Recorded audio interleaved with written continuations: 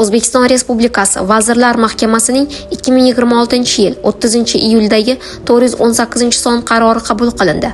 Hujjat ko'mir sanoatida bozor mexanizmlarini joriy etish hamda aholi va byudjet tashkilotlarini ko'mir bilan ta'minlash tartibini takomillashtiradi.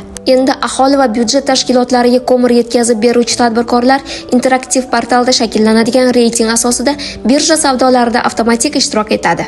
Byudjet tashkilotlari ko'mirni davlat xaridlari elektron savdolari orqali xarid qiladi. Aholi esa interaktiv portal orqali ro'yxatdan o'tib, tadbirkor bilan to'g'ridan-to'g'ri shartnoma asosida buyurtma beradi. Fuqarolar narx va sifat bo'yicha eng maqbul taklifni tanlab, buyurtma rasmiylashtirishi mumkin bo'ladi. Interaktiv portalda tarqatish punktlarining manzili va yetkazib berish muddatlari ko'rsatiladi.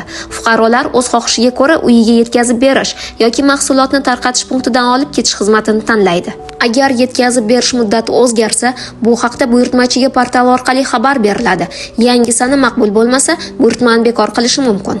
Joriy kuz-qish mavsumida ta'minotchini tanlash imkoniga ega bo'lmagan aholi va byudjet tashkilotlari ko'mir ta'minot MChJ tomonidan kafolatlangan tarzda ko'mir bilan ta'minlanadi. Shuningdek, iqtisodiyotning real sektori uchun mahalliy ishlab chiqaruvchilarning ko'miri birja orqali sotiladi.